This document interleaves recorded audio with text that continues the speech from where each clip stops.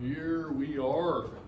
It's the physics video lecture, psci 168, video lecture 34. And I left us talking about calculating the power of the sun. I set it up for you guys. I wanted to give you guys a chance to do it. Today I'm primarily going to fill in those numbers, and you can check your result against mine, and then we can discuss that a little bit. So yeah, power of the sun, and how old would the sun, or how long would it take for the sun to burn out if it were burning fuel? So let's go ahead and write these down, and I'll put all the numbers down that we need, and then we'll take it from there. So, power of the sun. We want it in watts. And second thing is the time for the sun to burn out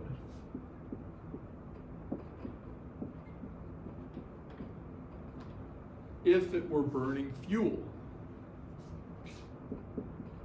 If it were burning fuel. And at this stage of the game, we don't know what else could it be burning. So that's what we're going to do. For the first problem, I gave a construction of how we were going to do that. The power was simply going to be the solar constant times the area of a sphere of radius distance from the sun to the earth. The idea was, here's the sun shining in every direction, radiating in every direction, and here's the Earth's orbit. We're right out there. And 1 square meter collects a certain amount, and then you just multiply by all the possible square meters.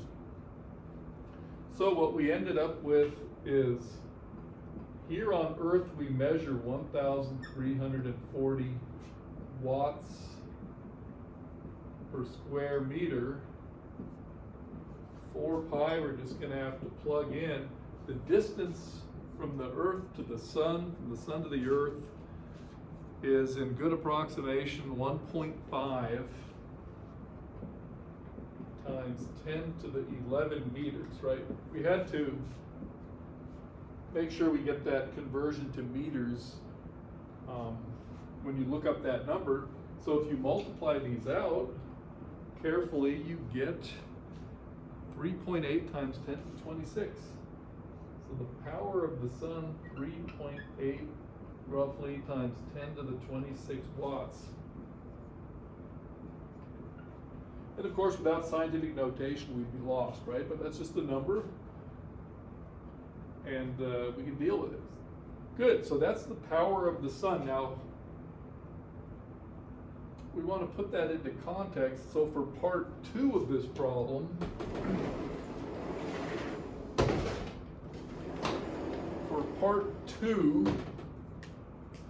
we have, first of all, we know that power is energy divided by time. So if we want to find that time, we have to find the energy contained in this big solar mass and divide it by the power. That's just a little algebraic step there, okay? So we'll go ahead and fill that in. But the idea was it had to be burning fuel. And we had, for energy density of fuel, energy density, do I have a letter for that? I'll just call it rho in this particular case. Yeah, not a good choice. Of fuel. And we decided it was going to be roughly 5 times 10 to the 7. That's some good high grade fuel. 5 times 10 to the 7 joules per kilogram. So how massive is the sun? Mass of the sun, and you look that up, you find it is 1.99, but 2 is good enough for that. So 2 times 10 to the 30 kilograms. 2 times 10 to the 30 kilograms. So we multiply these two numbers together. So joules per kilogram times kilograms, that's just going to be joules. And we have a nice conspiracy of easy numbers, because 5 times 2 is 10. That means we have 10 times 10 to the 30, 10 to the 31, and plus 7 is 10 to the 38. So we have a simple 10 to the 38 joules. So that is the energy in the sun that we're looking for. Okay. If the sun were made of fuel and it were burning, of course that's ignoring the fact that we would have to combine it with oxygen for combustion all, okay? But we're just getting a rough estimate anyway. So it's a generous estimate. Okay, so let's go ahead and plug these in. We have 10 to the 38 joules divided by 3.8 times 10 to the 26 watts. And remember, watts is joules per second. Joules cancel, you get seconds, so that's all good.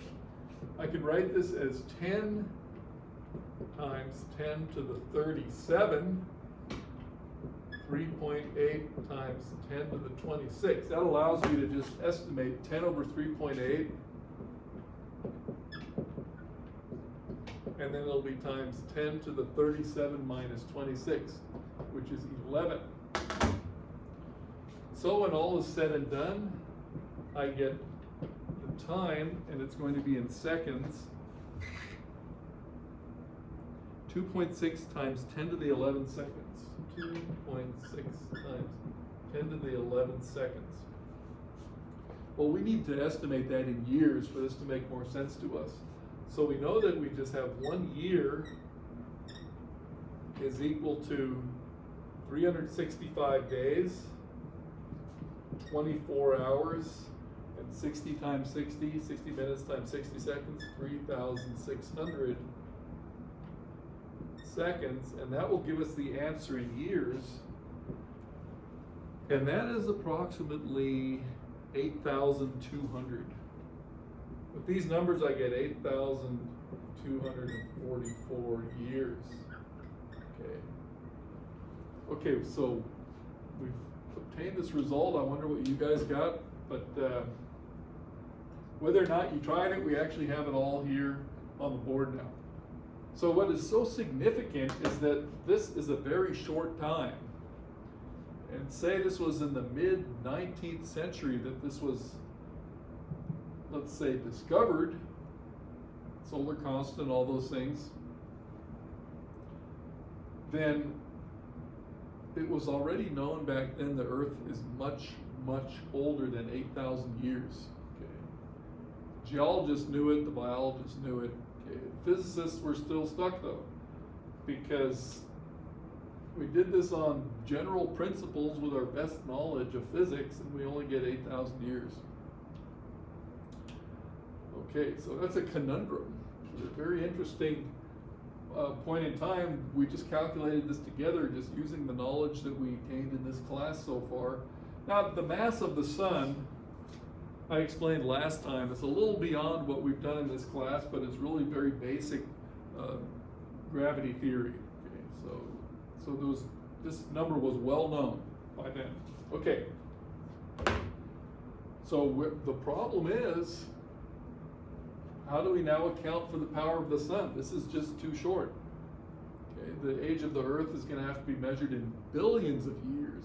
Okay, so 1 million times this, or 500,000 times this, at any rate, million, on the order of 1 million times this, in order to account for all the other phenomena, geological, biological. Okay, so the solution came somewhat later. The solution started to come around the turn of the 20th century. I'm going to give a couple of names that I want you guys to look up, maybe get a little portrait, a little picture, and a blurb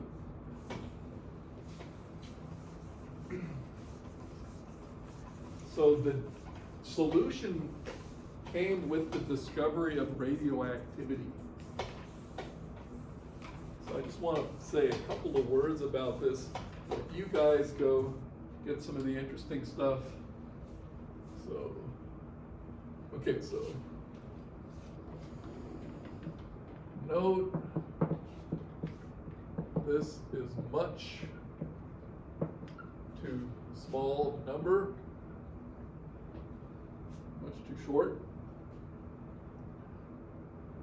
And so the assumption, one of these assumptions has to be wrong. The assumption that the sun is burning fuel is what's wrong. Okay. So, and I'll just say though, what is the sun really burning? How about that? It's sort of a mystery. Question mark. Much, much, much too small. Okay.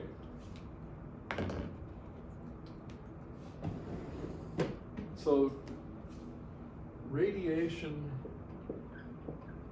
and nuclear physics. Now that's a large subject, and really my calculation is motivating the problem for us. So radiation, no, not radiation, radioactivity.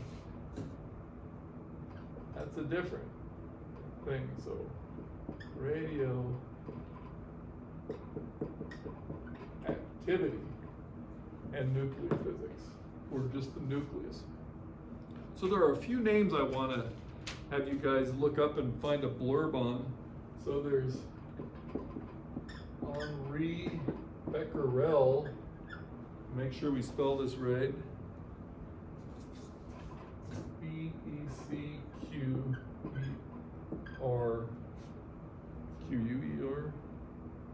Becquerel, yeah. Becquerel, this is 1896. And you probably heard of him. Marie Curie, everyone's heard of. These were pioneers in discovery of radioactivity.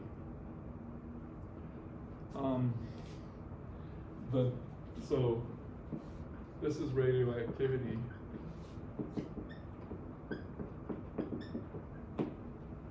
Then there's Ernest Rutherford, and he, you could say, postulated and discovered the nucleus of the atom. And one more here, Eddington.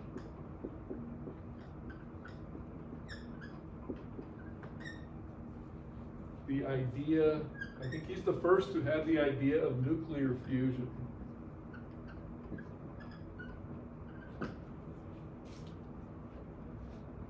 So we're really just touching on this briefly, okay? But it flows nicely because we had solar energy, energy of the sun, what's powering the sun. And this was now discovered in the laboratory, for starters, radioactive decay. And what was discovered around this time between 1896 and say 1920, 1930, was that the energy released in these processes is 1,000,000-fold of the energy released by fuel. So nuclear physics, nuclear processes like fission and fusion release maybe or on the order of 1,000,000 times as much energy as chemical processes do. Okay, when we're burning fuel, it's chemistry.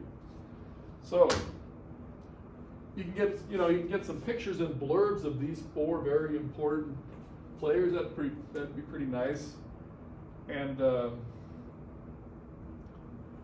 thing is, though, for our subject, so I'm going to put this as a note. Processes involving the nucleus you can release about 1,000,000 times.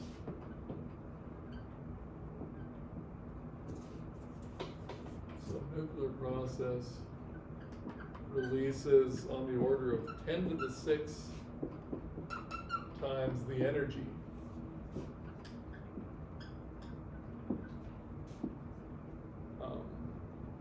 Of a chemical process. And that 10 to the 6 times, by the way, that turns thousands into billions. Okay, that turns thousands to billions. So if fuel, a sun that's burning fuel, is burning some many thousands of years, a sun that is releasing energy by nuclear processes can last 1,000,000 times as long as that, so on the order of billions of years. Okay, so that we have without going in there much deeper, but yeah, it's a really important point. And the way we're going to tie in practically to the rest of our energy discussion is that these nuclear processes are used to produce heat. Okay, so a nuclear power plant uses these processes of decay to produce heat, and then you have heat source, you have heat engines, and then this heat engine is a standard heat engine, steam turbine. So that takes us right back there. Of course, all manner of interesting things going on with nuclear energy and efficiencies and dangers and so forth. That's a huge subject. Well, let me see, I want to put a note or two here for us. So yeah, there are two processes. Fission, that's when the nucleus is split.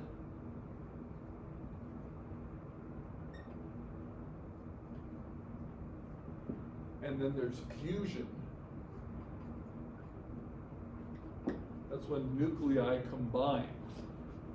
So those are the two important processes. The nuclei combine. Both types play a big role. Nuclear power plants harness fission, the sun harnesses fusion. Okay, big subject, but our point, 1,000,000 times on the order, okay, very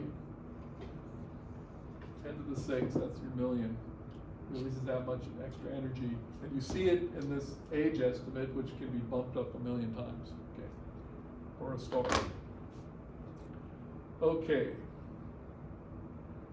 Oh yeah, and then I just made the comment, but I'll make it again, because you could get some images of, say, a nuclear power plant along with its steam turbines as well. So what I just said, I'll write down for us. We want some, we want a little interesting material on this you want to put in your notes. And I'll just finish with a little note about the nuclear energy.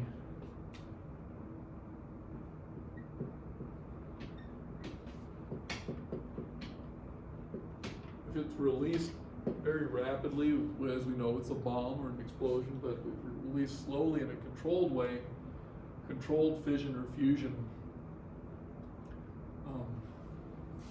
So fission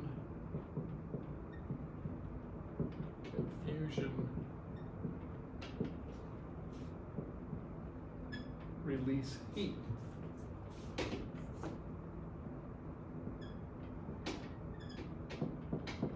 And in that form, we just use it to drive heat engines, standard heat engines. So the power plants use heat engines. Okay. So yeah, nuclear power plant will just be under a protected dome of some type. Okay. A protected dome, there doesn't have to be, there is not a big chimney there with smoke coming out. On the other hand, there is a giant cooling tower. If you've ever seen these, they have steam coming out of them. They're not releasing any smoke at all. They also exist, the cooling towers, for ordinary power plants as well. Very important part of getting rid of the waste heat. So yeah, I didn't have any pictures of that because I'm not showing you a bunch of pictures this semester. You guys should look some up though. Cooling towers are important.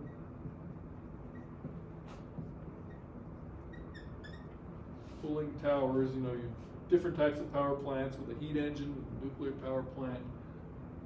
So yeah, let's make this important part of your notes.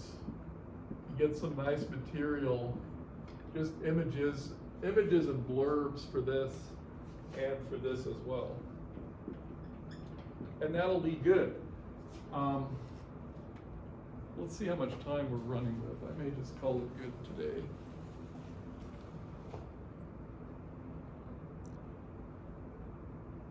Well, no, we can handle another topic quickly.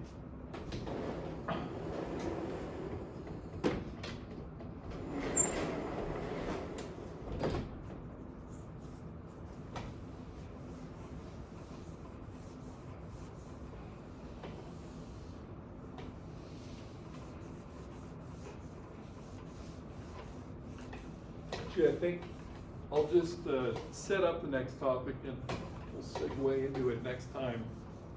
Because remember, all of these things were thermal physics and then heat engines and then solar energy.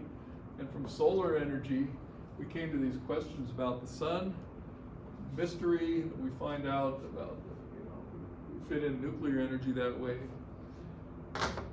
So another type of solar energy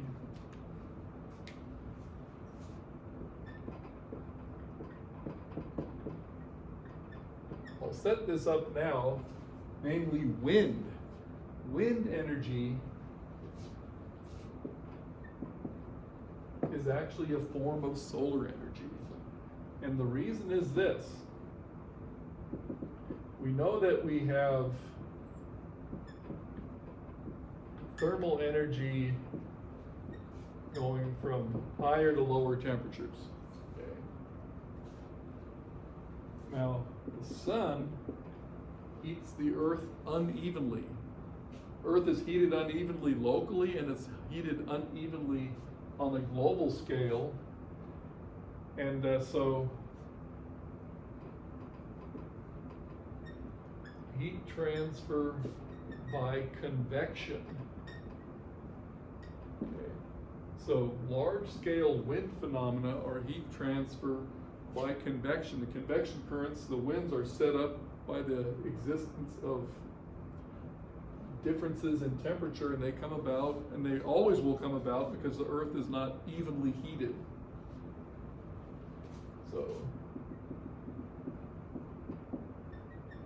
earth is unevenly heated by the sun. Not only that, the earth is rotating, so we have a difference between day and night, and therefore the heating is definitely uneven, ever changing, and that is enough to give us a heat transfer by convection. So our next question, because I want to do a calculation for us, is how much energy, this again, how many joules, right? How much energy is available in a breeze, okay? How much energy is available from moving air? So how much energy in the wind, okay? And you'll see next time, we have all of the, it's gonna be a very basic calculation, and we'll be able to figure that out fair and square, okay? So that's our next topic, how much energy is in the wind, but I just set this up here to remind us it, of course, is solar energy as well. And because reminding us that hydropower was solar energy as well, you see that the basic physics plays a big role in all these things. Good, so we'll leave it at that. See you guys next time.